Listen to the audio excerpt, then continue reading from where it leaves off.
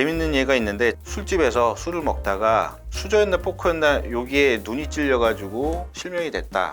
상대방이랑 얘기하다가 이렇게 잡고 이렇게 해가 쓰러지면서 눈에 찔렸다라고 했는데, 사실 이게 누가 봐도 깨름직해요. 증거가 없으니까. 고의사고를 입증 책임은 보험사한테 있으니까.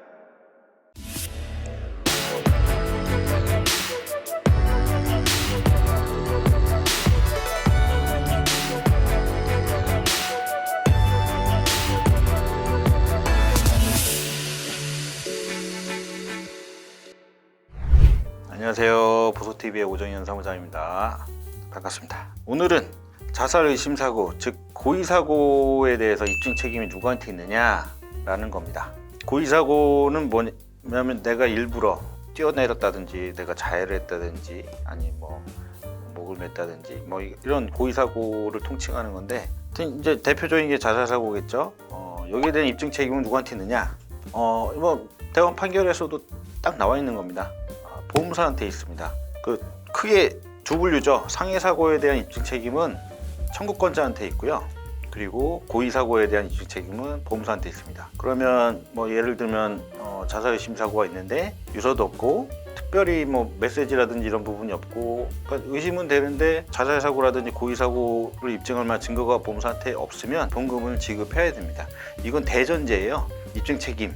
다만 상해사고에 대한 입증 책임은 누구한테 있느냐는 이제 청구권자한테 있다고 했는데, 골절됐거나 다친 게 명확하면 이미 입증이 된 거예요. 상해사고가 입증이 된 거. 다만 애매모호한 진단명 같은 경우는 이거는 의사소견이라든지 이런 부분도 입증을 해야 되겠죠. 근데 이 부분은 상해사고 입증 책임 자체는 청구권자한테 있지만 요거는 좀 자명하다 보니까 고의사고에 대한 입증 책임에 대해서 이 부분을 명확하게 알고 계셔야 되는 거예요. 보험사에서 의심이 된다, 추정된다만 가지고는 보험금 지급 안 할 수 없습니다. 그러니까 요건 알고 계시고 보험사한테 나중에 그런 부분이 있다면은 입증했느냐 당신들이 라고 주장하시면 돼요. 대표적으로 유서가 없고 그런 객관적 증거가 없으면 수사 기록에 다 나와 있다 보니까 없으면 보험사에서 채워야 하는 게 하나 있을 거예요. 아마 자문이라는 거죠. 항상 문제가 되는 자문을 받아서 이거는 역학조사를, 실예를 들면 역학조사를 해가지고 이런 데서 떨어졌는데 여기는 일부러 점프하지 않는 한은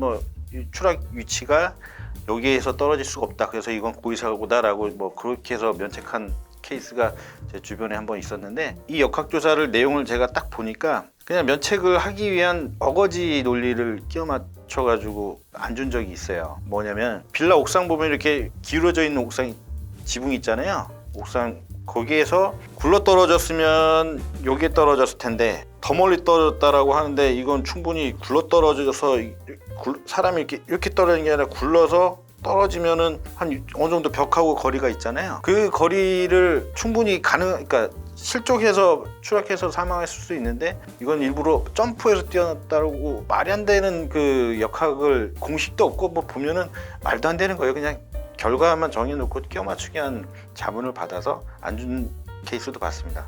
그리고 이거는 실제로 제가 조사를 했던 건인데, 재밌는 예가 있는데 보험금 청구가 들어왔어요. 근데 술집에서 술을 먹다가 수저였나 포크였나 여기에 눈이 찔려가지고 실명이 됐다라고 청구가 들어왔는데, 그래서 이제 의안을 하는 사건이 하나 있었는데요. 아니 일반적으로 누가 찔리거나 싸웠다라고 생각이 돼서 이제 조사를 나간 거겠죠.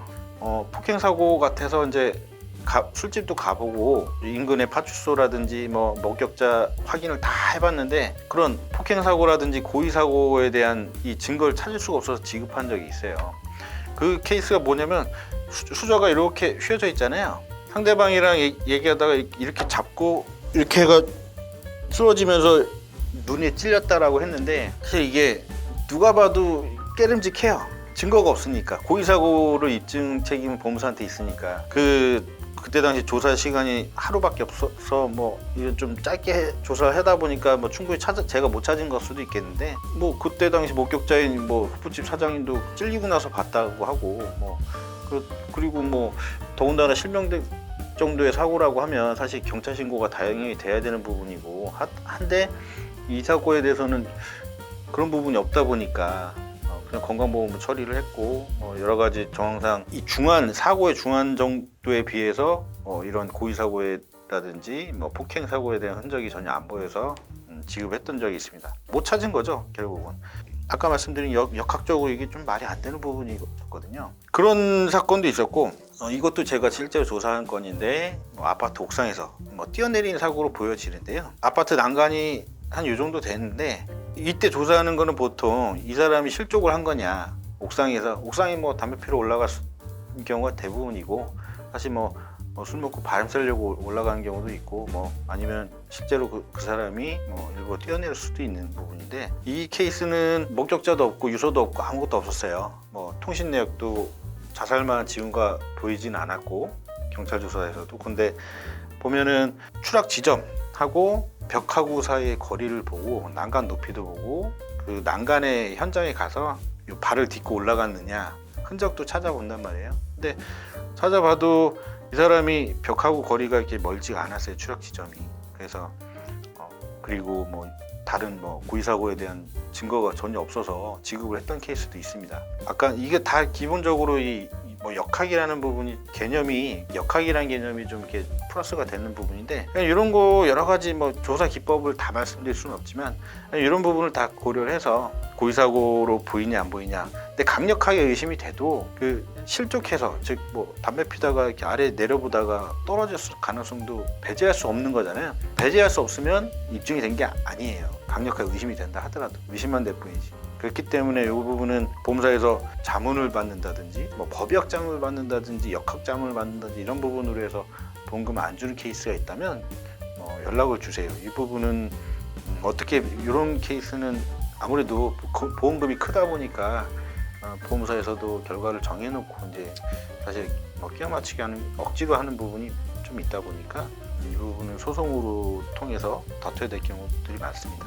아파트 옥상에서 떨어진 것 중 뭐 조사 기법을 추가로 좀 몇 개 말씀드리자면, 베란다의 높이, 망인의 키, 몸무게라든지 뭐 평소 뭐 음주나 흡연 행태 뭐 이런 부분도 여러 가지를 고려해서 하는 거니까 이런 부분이 있다라는 거 정도 알고 계시면 되고요. 유사한 중에 아까 서두에 말씀드린 것처럼 상해 사고 입증 책임은 누구한테 있느냐, 이 부분은 근데 궁금해하시는 분들이 별로 없어서 이거는 따로 설명 안 하겠습니다. 근데 이것도 뭐 부검 사망했을 때가 문제가 되는 거죠. 사실은 죽은 자는 말이 없으니까. 궁금하신 부분이 뭐 한 명이 생긴다면 다시 나중에 추가 영상 찍어보도록 하겠습니다. 뭐 여기까지였고요. 뭐 피드백 주시면 제가 또 다른 영상에서도 보면은 뭐 제가 말을 좀 두서없이 한다는 얘기가 있어서 안 하려고 하는데, 제 영상에서 뭐 이런 부분 부족하다, 이런 부분 제가 충분히 수용할 테니까 좀 뭐 댓글 많이 달아주시고 구독 좀 부탁드리겠습니다. 감사합니다. 다음화는 보험사와 다툴 때 소송을 하잖아요. 그때 이제 절차하고 과정이 어떻게 되는지 궁금하신 분들이 상당히 많으셔서 이거 한번 짧게라도 한번 다뤄보도록 하겠습니다. 감사합니다. 궁금하신 점 있거나 댓글 달아주시면 제가 성심성의껏 댓글 달아드리도록 하겠습니다. 감사합니다.